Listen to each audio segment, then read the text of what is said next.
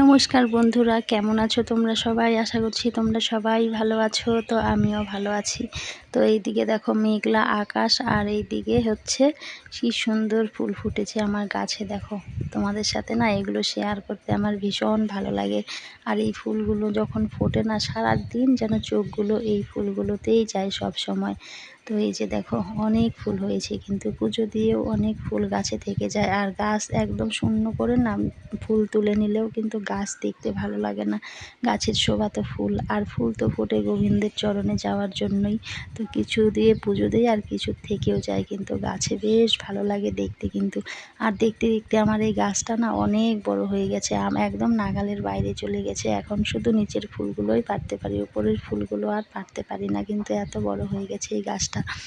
তো এদিকে সকালে সমস্ত কাজকর্ম হলো। তো ওইদিকে হয়ে রান্না বান্না খাওয়া দাওয়া সমস্ত হয়ে গেছে। মেয়ে ওইদিকে স্কুলে চলে গেছে। এই যে জামা কাপড় ফেলে রেখে গেছে। মায়েদের কি কাজ শেষ হয়? মায়েদের কোনো কাজের শেষ নেই কিন্তু। তো সেই এই যে মেয়ের জামা কাপড় কেচে দিলাম, রেখে গেছে। আর এদিকে হাঁড়ি কড়াই সমস্ত মাজা হয়ে গেছে। আর আকাশটা দেখো না, এই রৌদ্র দিচ্ছে আবার এই মেঘ করছে। আর কয়েকদিন আগে তো আমি ধান সেদ্ধ করেছিলাম, সেই ধানগুলো এখনও শুকোতে পারিনি পুরোপুরি। মানে যেদিন সেদ্ধ করেছি সেদিন তো একটু উঠেছিল, তারপরের দিনও সারাদিনই উঠেছিল। তারপরের থেকে আকাশটায় যে এই রৌদ্র দিচ্ছে, এই মানে ধানগুলো নিয়ে যে আমি নাকানি চোবানি খাচ্ছি না, কি বলবো আর তোমাদের। তো এদিকে যে পুজো দেওয়া হয়ে গেছে, দেখো কত ফুল দিয়ে পুজো দেওয়া হয়েছে, আরও গাছে ফুল রয়ে গেছে। ভীষণ ভালো লাগে কিন্তু এই ফুলগুলো দিয়ে পুজো দিতেও, নিজের গাছের ফুল দিয়ে পুজো দিতে। আর আমার মেয়ের হাতের কাজ অনেক কিছু উল দিয়ে বানিয়েছে, আর ওর বাবা সারাক্ষণ বকতে থাকে।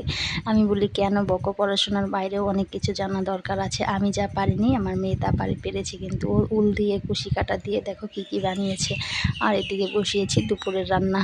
আর এখন যা গরম দিয়েছে, এই মেঘ এই বৃষ্টি আর গরম, ভীষণ ভ্যাপসা গরম দিয়েছে, আর ভালো লাগে না। তো এদিকে করছি ডিমের ঝোল, আর হচ্ছে সোয়াবিন তরকারিটা হয়ে গেছে। তো ওটা তো পেঁপে দিয়েই করেছি, বাড়িতে তো আলু খাবে না, দাদা আলু খাবে না, আমার বর আলু খাবে না। তো ডিমের ঝোলেও আলু খুবই কম দিয়েছি, পাতলা করে ঝোল করব। তো সোয়াবিনটা পেঁপে দিয়ে করেছি, পেঁপে অল্প আলু দিয়েছি, পেঁপে আলু সয়াবিন, আর হচ্ছে এদিকে ডিমের ঝোল। এই হচ্ছে রান্না বান্না। আর এইদিকে হাঁড়িতে খুঁটটা এখনও বসানো আছে, গরুকে এখনও খাওয়ানো হয়নি দুপুরের খাবার। তো আমার এদিকে রান্না বান্না হয়ে গেছে। আর গরমে না একদমই ভালো লাগছে না জানো। আর ভিডিও আমি কয়েকদিন থেকে অনেক ছোট ছোট ভিডিওই দিচ্ছি বন্ধুরা, তোমরা কেউ স্কিপ করে ভিডিও দেখো না কিন্তু। আর আমার পুরনো বন্ধুরা তো আছোই, তোমাদের অসংখ্য ধন্যবাদ সুন্দর সুন্দর কমেন্টগুলো করার জন্য। আর যারা নতুন দেখছো আমার ভিডিও, তারা চাইলে আমাকে বন্ধু করে আমার পাশে থেকে যেতে পারো। এই যে রান্নার ফাইনাল লুক, কাঁচা লঙ্কা দিয়েই কিন্তু বেশিরভাগ রান্না করি আমরা। তো শুকনো লঙ্কা হলেও বাড়ির কিছু শুকনো লঙ্কা আছে, সেগুলো মানে দিলেও সেরকম কালার হয় না কিন্তু সবজিতে, শুধু একটু ঝালের জন্যই দিতে হয়। আর বাইরে রৌদ্রটা দেখো, রৌদ্রটা এই আছে এই নেই, মানে যখন উঠছে না একদম থাকাই যাচ্ছে না, এমনভাবে উঠছে। তো এদিকে রান্নাবান্না সেরে আমি গাছে এসেছি লেবু খোঁজার জন্য। ঘরে আজকে লেবু নেই, তো জঙ্গলের ভেতরে লেবু খুঁজছিলাম। আর হঠাৎ করেই পেছন থেকে শাশুড়ি মা বলে তোমার মেয়ে ছিঁড়ে নিয়ে গেছে লেবু। তো আমার মেয়ে না একটু টক খেতে পছন্দ করে, কিনে যখন লেবু নিয়ে আসে তখনও কিন্তু ও মানে এক টুকরো দু টুকরো খাবে, লবণ দিয়ে লঙ্কা দিয়ে আচার করে, আবার গাছ থেকে ছিঁড়েও খায়। আর ওর ঠামা ওকে বকা দেয়, বলে বাবা খাবে, তোর জেঠু খাবে, কেন খাস লেবুগুলো, ওরা কাজ করে রোদে গরমে। আর একটা লেবু পেলাম, সেটা নিয়ে আসলাম। রান্নাবান্না হয়ে গেছে, এখনও খাওয়া দাওয়া হয়নি। আমাদের দুপুরের খেতে খেতে কিন্তু সেই অনেক দেরি হয়ে যায়, ছেলেদের কাজকর্ম হয় সেই 4টা সাড়ে 4টা বেজে যায়। তো ভাবলাম এই যে এখানটায় খড়িগুলো দিয়েছি, এগুলো এই তো রান্না যেহেতু হয়ে গেছে, আকাশটাও খারাপ, কখন আসবে না আসবে বলা যায় না, খড়িগুলো গোছ করে নেই। তো খড়িগুলোই গোছ করতে আসলাম। এই টুকিটাকি কাজগুলো না কাজের মধ্যে না পড়ে না জানো বন্ধুরা, কেন বলছি। তো ওই যে দিন শেষে একটা কথা শুনতে হয় বাড়ির বউদের, কিন্তু একটু কম বেশি হলে যে সারাদিন কী কাজ করে। তো এই কাজগুলো কি কাজের মধ্যে পড়ে না? হ্যাঁ, এটা কাজের মধ্যে ওদের পড়ে না। ভারী ভারী কাজ যদি করি সেটাই কাজের মধ্যে পড়ে। আর একটা বাড়ির বউকে যে সংসারে টুকিটাকি কী কী কাজ সকাল থেকে করতে হয়, সে একটা বাড়ির বউরাই কিন্তু জানে। সেটা বাড়ির ছেলেরা বা বয়স্করা সেটা কখনো বোঝে না কিন্তু। বোঝে কি না জানি না, হয়তো যাতে মানে কাজ করি এর জন্যই হয়তো এই কথাগুলো বলে, যে কী কাজ করো না করো, যাতে বেশি করে কাজ করি, এর জন্য হয়তো বলতে পারে, তবে জানি না। আর সংসারে আছি তো 13 বছর হয়ে গেছে। এখন আস্তে আস্তে বুঝতে পারছি যে সংসার জিনিসটা কি, যে এখানে কোনো সারমর্ম কিছুই নেই, শুধু মুখ বুজে সমস্ত কিছু সহ্য করে কাজ করো, থাকো, খাও, এই হচ্ছে সংসারেরই নাম।